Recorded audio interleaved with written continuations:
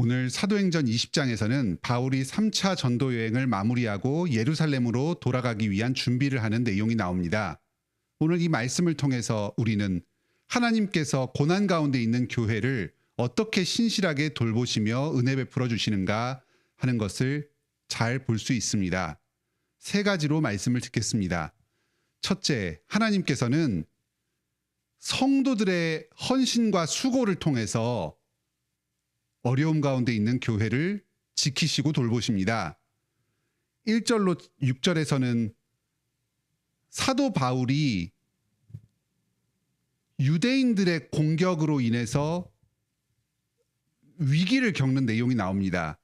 사도 바울이 전도 여행을 할 때마다 그곳에 있는 유대인들이 시기하여서 바울을 재판하여서 죽이려고 하였습니다. 소요를 일으킨다, 황제를 대항하여 반란을 일으킨다 하는 누명을 씌워서 감옥에 가두고 재판을 받게 하였습니다. 하지만 자기의 뜻이 원활하게 이루어지지 않자 이제 그들은 직접적으로 결사대를 꾸려서 바울 사도 일행을 죽음에 몰아넣으려는 음모를 꾸밉니다. 3절입니다. 유대인들이 자기를 해하려고 공모함으로. 이렇게 사도가 직접적으로 목숨의 위협을 당할 때에 성도들이 일어납니다.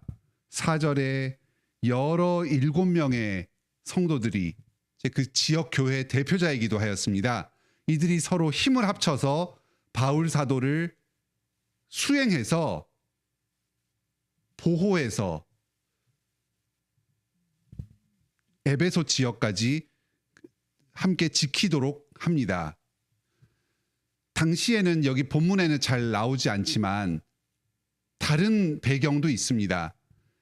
당시에 사도 바울 일행은 예루살렘 교회에 전달하는 거액의 헌금, 구제 헌금을 가지고 있었습니다.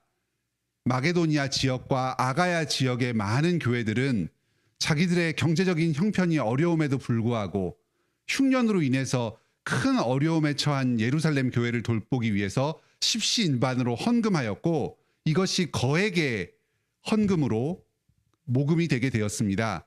이 돈을 가지고 사도 일행이 귀국을 하려고 하니까 그 중간에 도적들의 약탈 등 여러 위험이 있었습니다. 그래서 이 금전을 잘 보호하기 위해서 수행원들이 함께 따르는 이런 목적도 있었습니다.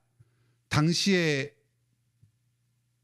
마게도니아 교회와 아가야 교회가 이 헌금을 모금하는 내용이 고린도전서 16장과 고린도후서 8장 9장에서 자세하게 설명이 됩니다. 예루살렘 교회로부터 복음의 말씀이 전파되어서 이 이방인의 교회들의 구원의 복음이 전달되었습니다. 이 은혜를 물질로서 갚기 위해서 이제 이 예루살렘 교회의 어려움을 모른 척하지 않고 서로 다른 민족과 혈통이었음에도 불구하고 이 이방의 교회 성도들이 일어나서 헌금을 합니다. 이렇게 교회가 어떤 물리적으로 어려움을 겪을 때 실제 교역자들이 목숨의 위협을 느끼기도 하고 또 어떤 교회가 흉년이 들어서 큰 어려움에 처해 있을 때 이렇게 성도들이 일어나서 실제로 보호하기도 하고 또 헌금을 하기도 하면서 하나님의 교회를 이루어 갑니다. 하나님께서 성도들을 통해서 이렇게 교회를 보호하시고 축복하여 주십니다. 둘째로 7절로 12절에서는 하나님께서 특별한 기적을 통하여서 아픈 자를 치유하여 주심으로 교회를 회복시켜 주십니다. 당시에 바울 사도 일행이 집회를 인도했습니다. 밤늦게까지 설교가 이어지면서 졸다가 3층 난간에서 떨어져서 목숨을 잃는 불의의 사고가 생겼습니다. 오늘날도 예배를 드리면서 그 예배하러 오는 길이나 가는 길에 또는 그 예배당에서 집회 중에 안전사고를 당하는 경우가 있습니다. 이러면 참 마음이 힘들어집니다. 주님께 복을 받고 은혜를 누리기 위해서 예배하러 나왔는데 그곳에서 안전사고를 당해서 건강이 악화되고 부상을 당하고 심지어 목숨까지 잃는 이런 일을 겪으면 참 그 교회에 하나님의 능력이 없는 것 같고 하나님께서 살아계시지 않은 건 아닌가. 어떻게 자기에게 예배드리는 사람을 이렇게 지켜주지도 않으시고 보호해 주지도 않으시는가 하는 믿음의 시험이 들고 교회 전체적으로 분위기가 많이 안 좋아질 수가 있습니다. 우리도 교회가 서울의 안쪽에 깊은 곳에 있고 또 3층까지 오는데 계단으로 가파르기 때문에 안전사고가 언제든지 있을 수 있습니다. 또 이곳 예배당 안에서 아이들이 뛰어놀다가 어떤 사고를 당할 수도 있습니다. 이런 위험이 우리 주변에 항상 상존해 있습니다. 또 특히 요즘에는 코로나와 독감의 유행으로 인해서 사람들이 밀집해 있는 공중장소에 와서 감염이 되지는 않을까 이런 우려 때문에 또 예배당에 나오는 것을 주저하는 경우들도 있습니다. 하지만 주님께서 이 3층에서 떨어진 그래서 목숨을 잃게 된 이 성도를 그냥 두지 않으시고 사도 바울을 통해서 이를 회복시키시고 다시 새 생명을 주셔서 일으켜 주십니다. 12절에 이 살아난 청년으로 인해서 사람들이 적지 않은 위로를 얻습니다. 하나님께서 예배하러 나온 우리 성도들을 가만히 내버려 두시지 않는구나. 신실하게 돌보아 주시고 생명을 공급하여 주시는구나 하는 사실을 깨닫고 큰 위로를 얻습니다. 오늘날도 우리가 교회당에서 예배 드릴 때 안전사고를 당하지 않도록 필요한 모든 만반의 준비를 잘 갖추어야 하겠습니다. 하지만 궁극적으로 주님께서 우리 예배하는 성도들을 안전하게 지켜주시고 보호하여 주신다. 심지어는 실제 부상이나 이런 큰 어려움을 당할 때에도 새롭게 치유하여 주시고 회복시켜 주신다 하는 이런 믿음을 가지고 소망 가운데에서 예배하러 나오는 데에 힘써야 하겠습니다.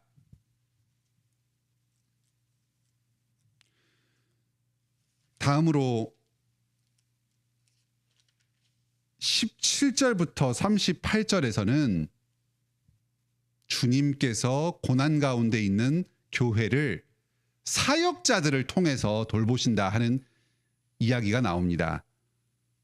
여기서는 긴 본문을 할애해서 바울 사도가 에베소 교회를 떠나오면서 남겨진 장로들에게 신실하게 사역을 할 것을 권면하는 내용이 나옵니다. 당시에 에베소 교회는 바울이 3년 가까이 사역을 해야 할 정도로 복음을 전파하는 데 척박한 환경이었습니다. 이제 그곳에 에베소 교회가 서고 장로들도 서고 교회가 비교적 탄탄하게 세워졌지만 앞으로도 사역을 계속해서 진행하는데 많은 어려움이 있습니다. 그래서 바울은 눈물로 그 에베소 장로들과 작별하면서 앞으로도 계속해서 신실하게 주님 의지해서 교회를 세울 것을 당부합니다. 이 긴 본문을 통해서 우리는 하나님께서 사역자를 통해서 교회에 어떤 은혜를 베풀어 주시는가 하는 것을 여러 가지로 보게 됩니다. 먼저 첫째로 19절에서 말씀의 사역자는 겸손과 눈물로 수고하면서 사랑의 수고를 통해서 교회를 세우는 데 힘씁니다. 또 20절에 유익한 것은 무엇이든지 여러분에게 전하여 가르친다. 하나님의 진리의 복음 말씀을 신실하게 전파함으로써 교회에 유익을 끼칩니다. 세 번째로 24절에 달려갈 길과 주 예수께 받은 사명을 추구하기 위해서 생명조차 조금도 귀한 것으로 여기지 않습니다. 자기의 목숨까지도 아끼지 않으면서 주님께서 주신 사명을 힘껏 감당해 나가면서 교회를 신실하게 세웁니다. 28절에 하나님께서 사도와 장로들을, 오늘날로 치면 목사와 장로를 감독자로 세워서 성도들과 교회를 신실하게 지키도록 하셨습니다. 당시 교회에는 이방의 여러 세속 사조들이 교회 밖에서 범람하고 교회 안에서는 거짓 교사들이 출현해서 그리스도의 복음을 혼탁하게 만들었습니다. 이러한 상황에서 목사와 장로들이 신실하게 주님의 복음을 지키고 성도들 사이에서 잘못된 경향들, 잘못된 가치관들이 도입되진 않는가 하는 것을 살피면서 교회를 안전하게 지켰습니다. 마지막으로 35절에 범사의 여러분에게 삶의 모범을 보임으로써 재리를, 자신의 개인적인 이익을 탐하지 않고 오직 헌신하면서 주님의 뜻에 따라서 교회를 신실하게 돌보아야 할 것을 다른 장로들과 성도들에게 모범을 보임으로써 교회를 신실하게 돌봅니다. 이렇게 하나님께서 신실한 사역자를 교회에 보내주셔서 이 사역자가 자기를 아끼지 않고 하나님과 성도를 위해서 온전하게 수고하면서 교회를 세우고 일으켜 가십니다. 오늘 본문을 통해서 우리는 하나님께서 고난 가운데 있는 교회임에도 불구하고 성도들의 사랑의 헌신을 통해서 또 주님의 신실한 기적적인 능력을 통해서 또 무엇보다도 말씀의 사역자를 교회에 보내주셔서 고난 가운데서도 교회가 신실하게 성장해 나가도록 계속해서 돌보시고 은혜 베풀어 주신다는 사실을 배웠습니다.